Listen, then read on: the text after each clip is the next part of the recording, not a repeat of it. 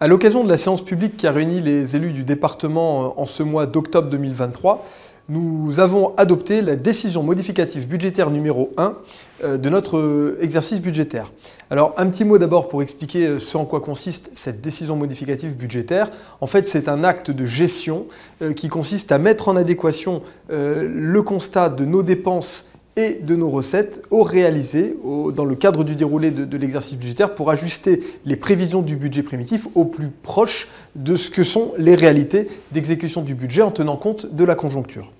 À l'occasion de cette décision modificative, nous avons notamment pris acte d'une augmentation de nos dépenses de fonctionnement dans le champ essentiellement des solidarités à hauteur de 24 millions d'euros.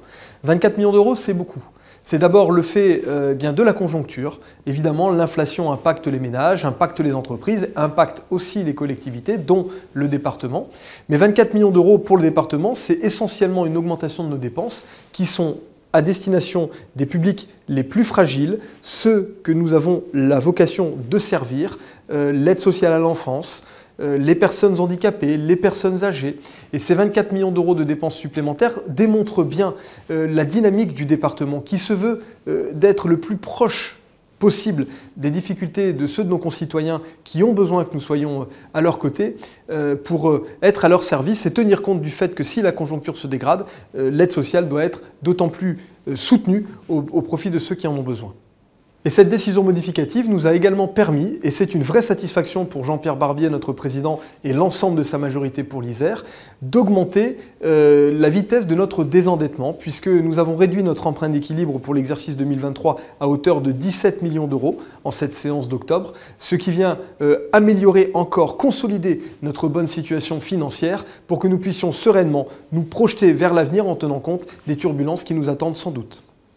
Bonjour, je suis Christophe Reville, j'ai 53 ans, je suis conseiller départemental du canton de Fontaine-Cessiné qui compte 4 communes, Clé, Cessin, Cessiné-Parisé et une partie de Fontaine. Je suis aussi maire de Clé, une commune d'un peu plus de 8000 habitants. C'est la commune où j'ai grandi, j'y ai passé toute mon enfance. C'est dans cette commune que mes grands-parents se sont installés dans les années 50, immigrés italiens, délaissant leur vallée d'Aoste pour trouver ici des pâturages plus hospitaliers. Il faut dire que notre département est assez exceptionnel par tout ce qu'il propose. J'ai l'habitude de dire que c'est l'un des plus beaux départements de France. Quant à la délégation qui m'est confiée par le président Barbier et par la majorité départementale, j'en suis évidemment très honoré. C'est une délégation qui sera essentielle. La gestion de l'eau va devenir un sujet de plus en plus prégnant. L'eau est un bien rare qui sera précieux. Il va falloir apprendre à mieux l'économiser, mieux la consommer, mieux la partager, de façon à pérenniser cette ressource qui est essentielle. Pour cette délégation, je mettrai évidemment toute ma conviction et toute mon énergie, vous pouvez compter sur moi. Bonjour, Cyril Madinier, natif du département de l'Isère. J'ai été élu maire de la commune de Flachère, ma commune de cœur, en 2014. Depuis 2021, j'ai le grand honneur et le plaisir d'être élu au conseil départemental au canton du Grand Lens et vice-président délégué en charge de la ruralité. À ce jour, ma délégation s'élargit puisque j'ai le plaisir d'être nommé vice-président à la ruralité, à l'agriculture et à la forêt. Je tiens chaleureusement à remercier mon collègue et ami Fabien Mulic pour tout le travail effectué depuis de longues années auprès du monde agricole et vous assure que je serai vraiment dans la continuité. Et de plus, je souhaite vraiment remercier chaleureusement le président du département, Jean-Pierre Barbier, pour la confiance qu'il m'a donnée pour cette nomination. Bonjour, donc Aurélie Vernet, je suis donc iséroise depuis toujours. Mon cœur bat à Roche, où il y a mes racines, ma famille, mes amis, et je suis également conseillère municipale. C'est à mes yeux le plus beau village par ses habitants. Également féru de sport, je pratique la course à pied et le vélo en club. À côté de ça, de mon mandat de conseillère départementale, je concilie aussi ma vie professionnelle où je travaille pour un grand groupe dans la logistique. Et aujourd'hui, donc, en conseillère départementale, et c'est avec honneur et fierté que je remercie Jean-Pierre Barbier de me confier cette belle délégation qui est la vice-présidence au numérique et un clin d'œil à mon binôme Damien Michalet à qui je succède sur cette délégation.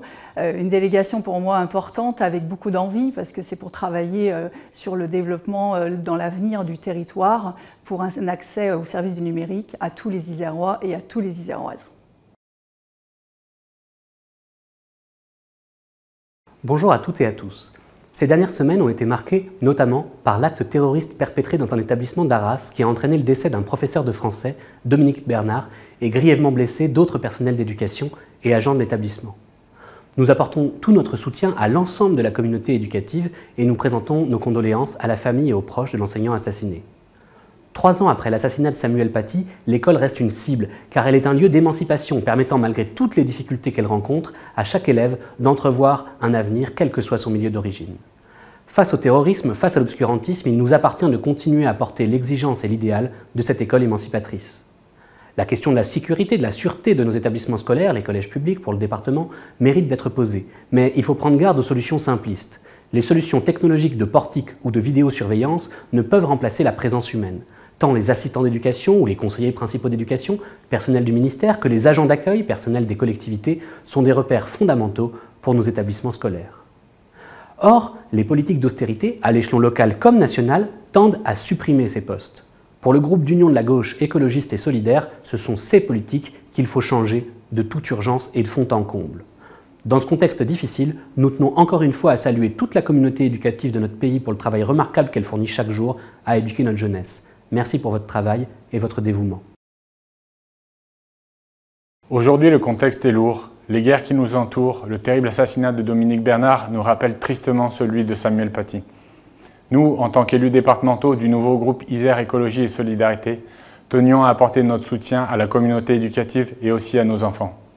Après une scolarité bousculée par le Covid, c'est aujourd'hui les alarmes qui résonnent dans les salles de classe. C'est aussi demain l'inquiétante accélération du dérèglement climatique. Nous mesurons la difficulté de grandir dans ce monde incertain et admirons votre capacité à vivre ensemble et à accueillir la différence. Vous êtes un espoir de paix et nous tenions à vous assurer de notre soutien et de notre détermination à vous offrir le meilleur.